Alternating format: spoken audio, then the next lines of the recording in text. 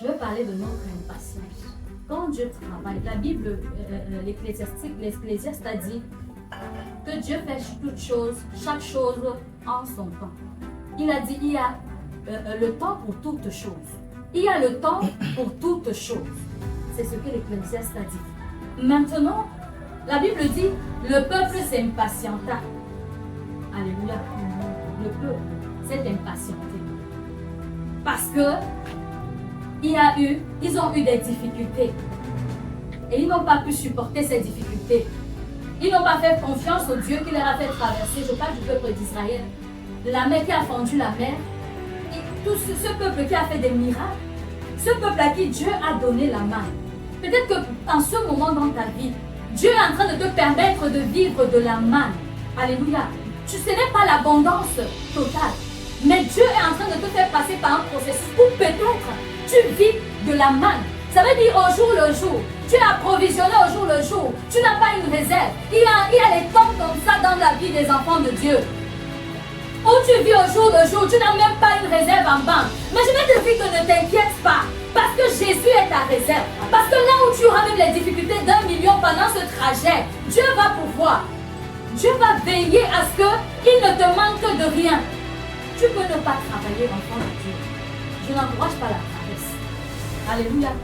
Je veux prendre un exemple, papa, de plusieurs enfants de Dieu que j'ai vus. Ça veut dire qu'ils ont eu des moments où c'est une sœur que je connais pertinemment. Alléluia. Au départ, elle travaillait. Dieu lui a donné un emploi. Elle a travaillé. À un certain moment, le travail est fini. Elle avait quand même trouvé sa maison quelque part. Elle n'avait plus de quoi payer sa maison. Elle n'avait plus d'activité en fait. Alléluia. Avec laquelle elle pouvait subvenir à ses besoins. Mais à un moment donné de sa vie, elle n'avait plus de travail. Elle n'avait plus rien. Mais il fallait payer le loyer. Alléluia. Au départ, Dieu a commencé à susciter des hommes. Elle n'est pas sortie de la maison. Dieu a commencé à susciter des frères qui l'aidaient à payer son loyer. Des gens qui l'aidaient.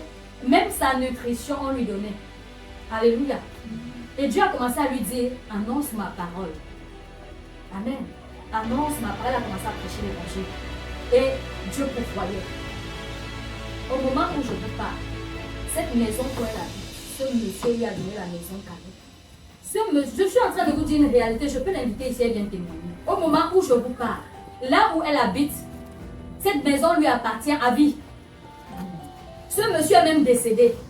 Sa famille a dit que ne touchez pas à la fille. Son père avait dit du vivant qu'on ne la touche pas. Là-bas, c'est pour elle, ne passez pas là-bas. Ne touchez pas, ils ont dit ne touchez pas. Le papa là est décédé. Le papa qui lui a donné la maison est décédé. Les gens voulaient se lever. Elle n'est même pas allée parler. Si je vous dis qu'elle a parlé, c'est que je vous mens. Mais Dieu a intervenu là-bas. Ce sont les autres qui disaient, pardon, ne touchez pas. Si vous ne voulez pas voir le fantôme du père là, dans vos maisons, ne touchez pas à cette fille.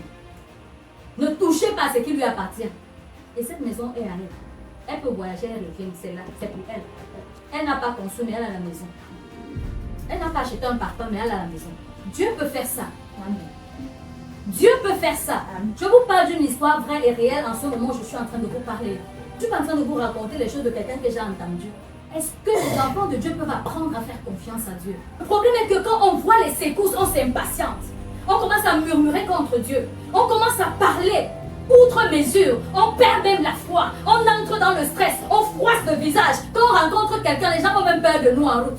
Il faut arrêter. Il faut qu'à un moment donné, on s'arrête. La paix que Dieu nous a donnée, qu'on prenne possession de cette paix. Seigneur t'a donné la paix. Prends la paix et fais-lui confiance.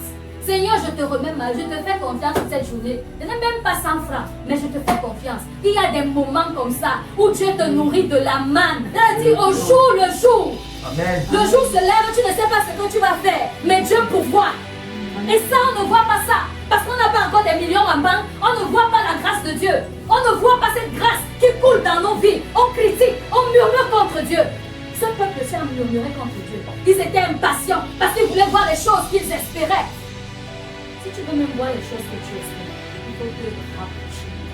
Il faut te rapprocher. Ce n'est pas dans les murs. Quand tu stresses, tu peux prier. Quand tu murmures, tu peux prier. Tu ne peux pas. C'est une réalité. Tu ne peux pas prier. Quand tu as battu, ce n'est pas les prières. Et on arrive à un moment où on commence à adorer nos problèmes. C'est-à-dire, on voit maintenant notre adoration à nos difficultés. Tu te lèves le matin. Oh Seigneur, mon problème, ce problème. Tu te lèves, tu arrives à minuit. Le problème, ça me dérange, ça me taraude. Prends la paix de Dieu. Alléluia. Oui, dis Seigneur. Si tu te lèves le matin, tu dis gloire, gloire, gloire à l'agneau, car il est glorieux. Adore l'agneau de Dieu qui t'a donné la vie ce jour. Et dis le Seigneur, je sais que tu es vivant et que cette difficulté n'est pas plus forte que toi. Et que tu interviendras. Amen. Mon Rédempteur se lèvera et il interviendra en ma faveur. Amen. Mon Rédempteur se lèvera et il interviendra en ma faveur.